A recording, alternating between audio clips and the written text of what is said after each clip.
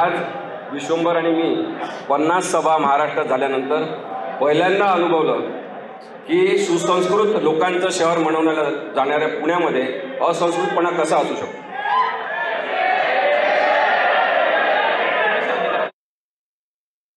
ज्यांनी काल पत्र दिलं पोलिसांना आणि सांगितलं की शांतताप्रिय पुण्याचं वातावरण हे बिघडवत आहे। माझ्याजवळ यादी आहे, आता मी काय वाचत नाही, मी त्या मूडमध्ये नाही। माझ्याजवळ यादी आहे, पूर्ण यादी मी केलेली आहे की भाजपच्या पुणे जिल्ह्यामधल्या किती लोकांनी मागच्या 4 वर्षामध्ये अशांतता पसरवण्यासाठी त्यांच्यावर गुन्हे दाखल झाले।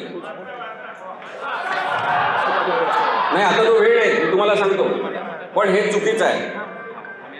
भाजप सारख्या राजकीय पक्षाचं गुंडागर्दीकरण झालेलं आहे आणि गुंडागिरीशिवाय हिंसेशिवाय हा पक्ष वाढू शकला नाही हे आम्ही आधीपासून सांगतोय। ज्यांचे केवळ 2 खासदार होते त्यांनी पुढच्या काही वर्षामध्ये जी प्रगती केलेली आहे ती हिंसेच्याच आधारावर केलेली आहे। हिंसा हा यांचा मूलभूत गुणधर्म आहे आणि निर्भय बनव ही चळवळ याच्यासाठी आहे की नागरिकांनी नागरिक म्हणून विचार करणं शिकलं पाहिजे। आम्ही हे सातत्याने सांगत आलेलो आहे की मोदी शहा यांच्याशी आम्हाला काही घेणं देणं नाही, खरंच घेणं देणं नाही। मोदी शहा या प्रवृत्ती विरुद्ध, ही आज गाडी फोडणाऱ्या प्रवृत्ती विरुद्ध आमचं आंदोलन। जी दहशत या 10 मिनिटांमध्ये आम्ही अनुभवली, 20 मिनिटांमध्ये, की डेक्कनच्या तिथे पहिले त्यांनी गाडी अडवली, आमच्या सगळ्या गाडीवर हमला केला, गाडीवर चढले लोक, अंडे फेकले, शाई फेकली आणि त्याच्यानंतर पुढच्या ठिकाणी पुन्हा अडवून त्यांनी काचा फोडल्या गाडीच्या। आम्हाला जीवे मारण्याचा हा जो प्रकार त्यांनी केलेला आहे, माझं पोलिसांना आव्हान आहे की आता तुम्ही गुन्हा नोंदवून दाखवा, गुन्हा नोंदवून दाखवा भाजपच्या भाडोत्री गुंडांवर, नाहीतर मान्य करा की पोलीस सुद्धा भाजपचे आहेत। माझा आक्षेप आहे डेक्कन पोलीस चौकीच्या पीआयवर, माझा आक्षेप आहे चतुर्शृंगी पोलीसच्या पीआय पांढरेवर की जे भाजपची भूमिका घेऊन त्या पोलीस स्टेशनमध्ये बसलेले।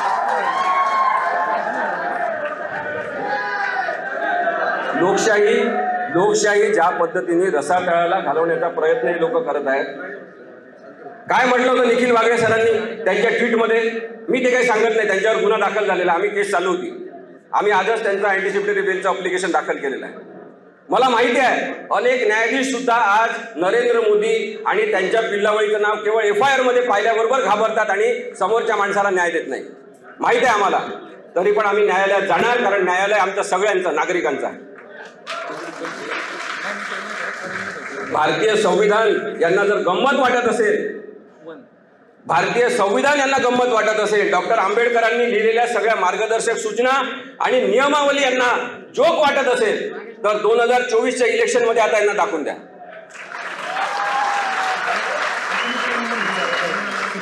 आम्ही हे पण सांगतोय की आम्हाला काँग्रेस मुक्त भारत ही घोषणा हिंसक वाटते, आम्हाला नको आहे। काँग्रेस मुक्त भारत ही घोषणा अत्यंत वाईट आहे जी नरेंद्र मोदींनी केली होती।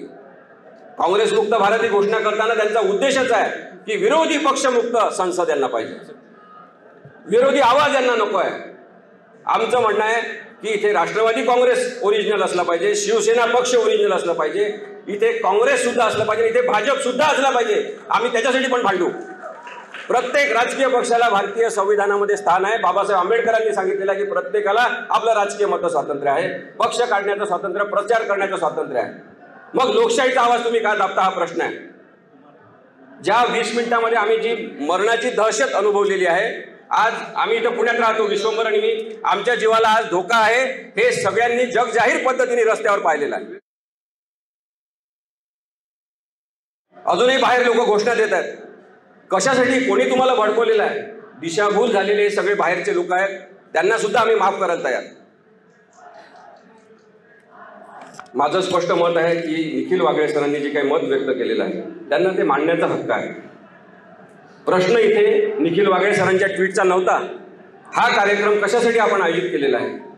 ललित कला केंद्र, इथे जे कला जोपासण्याचं काम चालते, अभिव्यक्ती स्वातंत्र्याचं काम चालते, FTII मध्ये जे चालते, तिथे तुम्ही का आडकाठी आणता?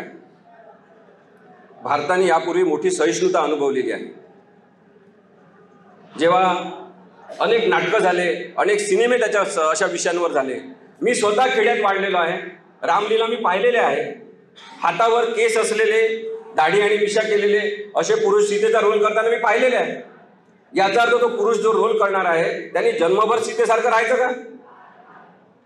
तो जर बाहेर येऊन, त्या विंगेच्या बाहेर येऊन पडद्याच्या मागे आपल्या मित्रांशी गप्पा मारत असेल, टाळी देत असेल, कोणीतरी सीतेच्या गळ्यावर हात टाकत असेल, तर रामाचा अपमान झाला. आणि रामायणामध्ये काम करणारा जो अरुण गोविला त्याच्या बियर सकट मग फोटो आलेल्या बियरच्या ग्लास सकट, त्याला काय म्हणणार तुम्ही? दुजाभाव सतत करायचा, सतत हिंसा पसरवायची, सतत भीती निर्माण करायची. आज जो हमला आहे सर, तो भीती निर्माण करण्याचा प्रयत्न आहे. मी निखिल वागळे सरांना म्हटलं की सर तुम्ही एकटे पण जाऊ शकता, आम्हाला माहिती आहे, पण थांबा, आपण पोलिसांना सहकार्य करू. आम्ही जवळपास 4 तास त्यांनी माझ्या घरामध्ये आम्हाला डांबून ठेवलेलो. मोठे मोठे पोलीस अधिकारी आले खाली, जवळपास त्यांच्या 4-5 गाड्या आल्या. पण मी तुम्हाला सांगतो की आम्ही या पोलिसांशी संवाद साधल्यानंतर त्यांना लक्षात आलं की हे चांगले लोक आहेत. त्यांचं सुद्धा मत त्यांनी आम्हाला सांगितलं की नाही तुमचं बरोबर आहे सर, पण आमच्यावर दबाव आहे.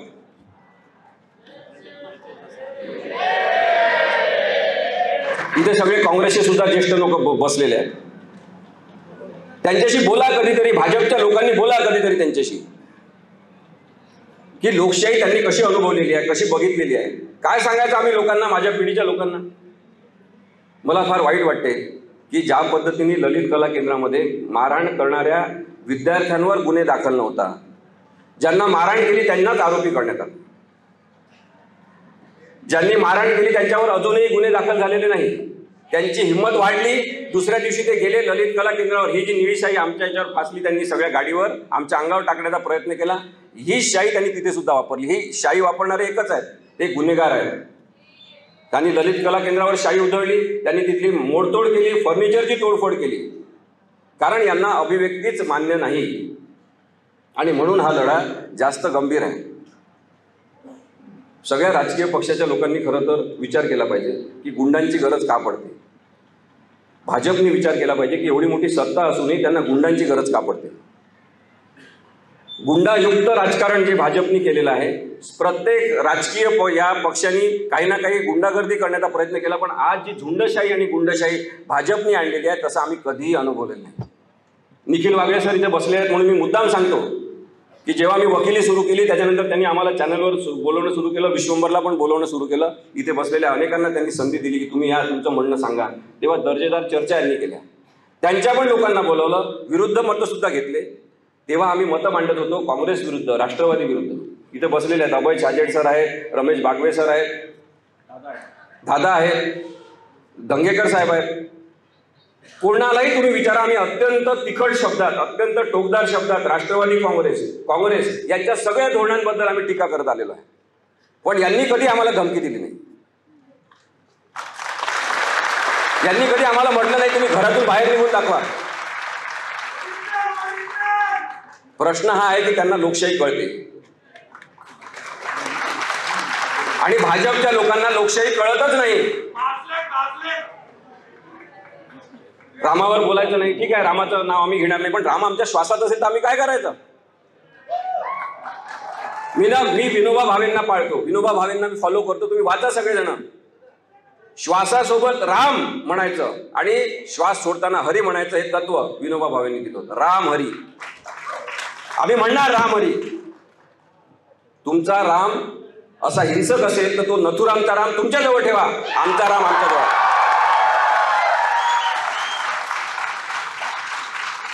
निखिल वागळे सर आपल्या सगळ्यांशी बोलतील, मी जास्त बोलू इच्छित नाही, पण हा खूप वेगळा अनुभव होता सर. तुमच्यामुळे आम्हाला अनुभव मिळाला. ते सकाळपासून सांगत होते की तुम्ही तुमचे भाषण करा, वागळे सरांना मुंबईला पाठवून द्या, आम्हाला काही प्रॉब्लेम नाही. पण आज सरांनी जसं आम्हाला बोट धरून टीव्ही चॅनलवर मुद्देसूद बोलायला शिकवलं, आज तसंच त्यांनी एक धमकीची भाषा काय असते, दडपशाही आणि भीती काय असते हे सुद्धा या माणसाने आम्हाला शिकवलं. तिथे पोचलो तेव्हा माझ्या डोळ्यात पाणी आलं की मरणाची भीती काय असते ते थोड्या वेळासाठी अनुभवलं.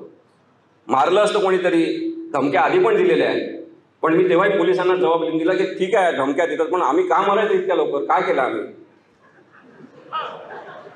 का मरायचं आम्ही इतक्या लवकर? आम्हाला नाही मरायचं आहे, आम्हाला जगायचं आहे. लोकशाहीबद्दल बोलणं एवढं तुम्हाला टोचत असेल आणि तुम्ही मारून टाकण्यासाठी पुढे येत असाल, त्याच्याबद्दल पण कोणीच बोलायचं नाही. त्याच्याबद्दल कविता कोणी करायची नाही, त्याच्याबद्दल चित्र कोणी काढायचं नाही, त्याच्याबद्दल नाटक कोणी करायचं नाही. मोदी है तो मुमकिन है.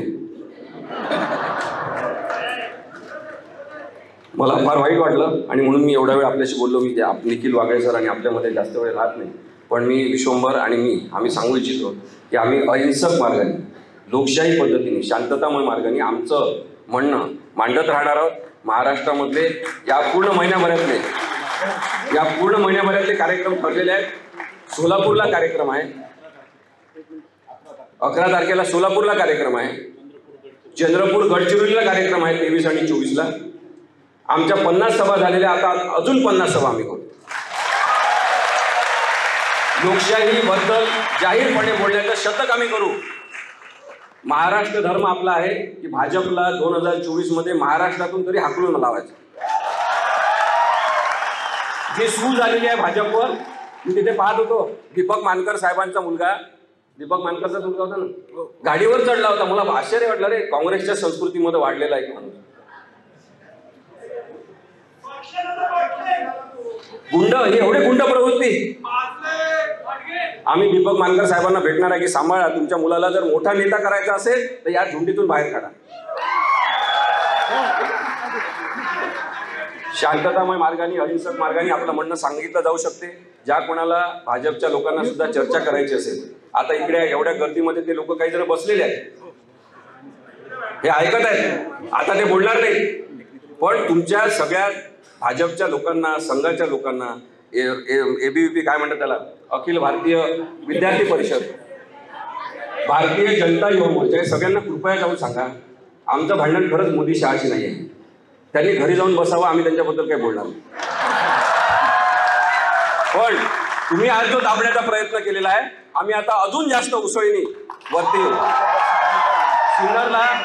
सिन्नरला विश्वंभरला हात लावायचा प्रयत्न केला, कारण तो एकटा सभेला गेला होता. त्याच्यानंतर आम्ही तिघांनी सभा घेतली आणि पूर्ण सिन्नर शहर तिथे लोटलं. आज या निमित्त मी आपल्याला विनंती करू इच्छितो, दादा, आपण सगळ्यांना, अभय छाजेडजी आहे सगळ्यांना, की पुण्यामध्ये मोकळ्या मैदानामध्ये निर्भय बनवची एक मोठी 5-6 हजार लोकांची सभा झाली. आपल्या सगळ्यांचे खूप खूप आभार. आपलं प्रेम असत राहू द्या. धन्यवाद. सिन्नरमध्ये जेव्हा माझ्यावर हल्ला झाला, तिथे त्यांनी 150 लोकांच्या सभागृहात मला गाठलं. ज्या संस्थेने मला निमंत्रण दिलं होतं व्याख्यानास, एक संस्थाने 125 वर्ष तिची वाचनालय झाली म्हटल्यावर मी ते निमंत्रण घेतलं आणि मी तिथे गेलो. पण त्यातलाच एक संचालक RSSचा होता आणि त्यांनी तो हल्ला घडून आणला. म्हणजे काय मंडळी, हे लक्षात घ्या की हे घरी बोलून पाहुण्यांना मारू शकतात. सिन्नरमध्ये जसं आम्ही बाहेर पडलो, सिन्नरमध्ये ज्या गुंडांनी माझ्यावर हल्ला केला, 10 गुंड होते, त्याच्यात भारतीय जनता पक्षाचा तालुकाध्यक्ष होता, ज्यांनी माझा माईक काढून घेतला, तो भारतीय जनता पक्षाच्या सत्ताधारी पक्षाचा तालुकाध्यक्ष होता. आणि त्याच्यानंतर आम्हाला पोलिसांनी बाहेर आणलं. मी त्या गुंडांना म्हणलं की अरे आता माणसं जमलीच आहेत ना, चला आपण रामरक्षा म्हणून. एकाही गुंडाला रामरक्षा येत नव्हती, असे आहेत हे रामभक्त. अरे तुमच्यापेक्षा चांगले हिंदू आम्ही आहे, वेद आणि उपनिषद वाचलेले हिंदू आहे आम्ही. गीतेवर सगळी भाष्य झाली ती दादा पुरोगामींनी केली, गांधीजींनी, विनोबांनी, गदी माडगुळकर, काँग्रेसचे आमदार, त्यांनी गीत रामायण लिहिलं. तुम्ही काय सांगता? तुम्ही कोणते दिवे लावले? एक रामाचं काय लिहिलं कोण? मी हिंदू आहे आणि माझा हिंदू असण्याचा हक्क मी कोणत्याही दलालाला दिलेला नाही, तो मी माझा बजावणार आहे. मी चांगला हिंदू आहे आणि माझा देव आणि माझा धर्म याच्यामध्ये मला मध्यस्थांची आणि दलालांची गरज नाही. तुमचा धर्म नथुरामाचा आहे, आमचा धर्म रामाचा आहे, आम्ही तो पाळतो. पण सांगायचा उद्देश असा की सिन्नर नंतर लोक पेटले. मला चहा पोलीस सोडवायला आले सिन्नरच्या बाहेरपर्यंत. चहा घेताना तिथल्या कार्यकर्त्यांनी, जे दत्ता वायचळे नावाचे कार्यकर्ते जे माझ्यासमोर तुम्हाला उभे दिसतात, तिथल्या सगळ्या रिपब्लिकन आंबेडकरी कार्यकर्त्यांनी ठरवलं की आता विश्वंभर चौधरींची मोठी सभा होणार आणि ती झाली. सगळ्या पक्षांनी तिथे, काँग्रेस, राष्ट्रवादी ओरिजिनल, शिवसेना ओरिजिनल, वंचित बहुजन आघाडी, रिपब्लिकन पक्ष, तिथे तर आठवले साहेबांच्या गटातही आपल्याला पाठिंबा होता. कारण ते लोक आठवले साहेबांना म्हणले तुम्ही तुमची सत्ता पहा, इथे विश्वंभर भाऊ संविधानाच्या बाजूने बोलतात, आम्ही त्यांच्या. आपल्याला आता हेच करायचं आहे. आपल्याला पुण्यातही मोठी सभा घ्यायची आहे. आपली शक्ती पुण्यातली